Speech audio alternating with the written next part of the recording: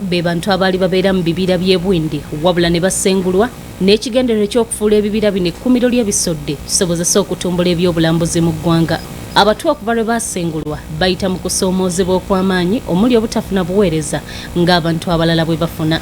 Mu myaka egiyise ebitongole ebyenjawulo ebitali bya gavumenti ssaako n'ebitongole by'enzikiriza byesowolayo okuyamba ku batwa era ebitongole bino byekolamu omulimu ne bigula ettaka ne babikwasa abantu bano okusobola okuzimbako enju mwe basula ssaako n'okulimirako wabula olw'embeera embi mwe bawangaalira bano batandise okupangisa ettaka lino eryabaweebwa eri abantu ba bulijjo n'ekigenderero eky'okufuna ensimbi ez'amangu basobole okwebeezaawo.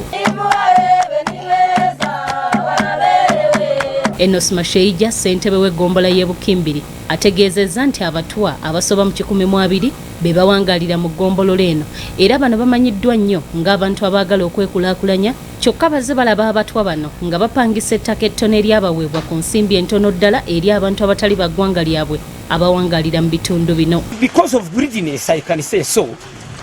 They want money there and then.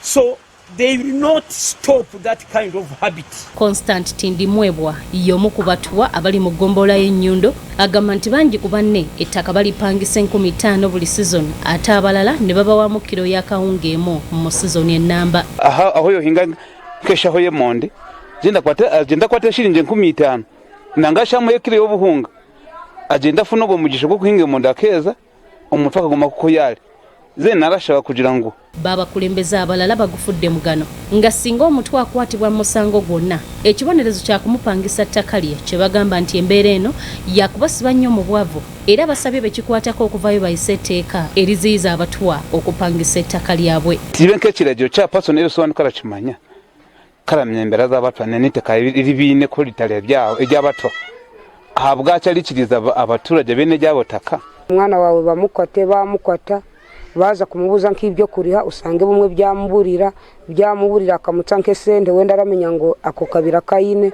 kararugamo nke ibyo bisinde byari kumubuza. Bowazi alinaitwe akwasaganya polisi n'omuntu wa bulijjo ategeezezza nti enkola eno ey'okupangisa ettaka mu kifo ky'okulikosa mu kwekulaakulanya kyongedde okusiba abatwa mu bwavu ekiviiriddeko bangi okwenyigira mu mize omuli obubbi n'emirala ate abalala ne bawangaalira mu mbeera z'obupakasi. Ne bapangisa babaha akasente ninga babaha sente nche bazirya zihwaho hati nky'orukushanga ne bayijana bakorera emishango ey'okwiba emondi z'abantu ey'okwiba ebyokulya by'abantu ahabw'okuba bonka abantu. Penina Zanika ow'ekitongole United Organization for Batwa Development in Uganda embeera eno agitadde ku bbula lya nsimbi ez'entandikwa ssaako n'ezo ze bayinza okukozesa okussa mu by'obulimi.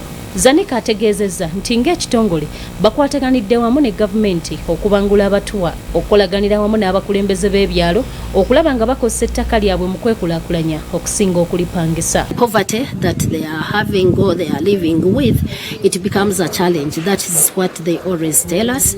So at times they hire, yes, and at times they negotiate with the neighboring community.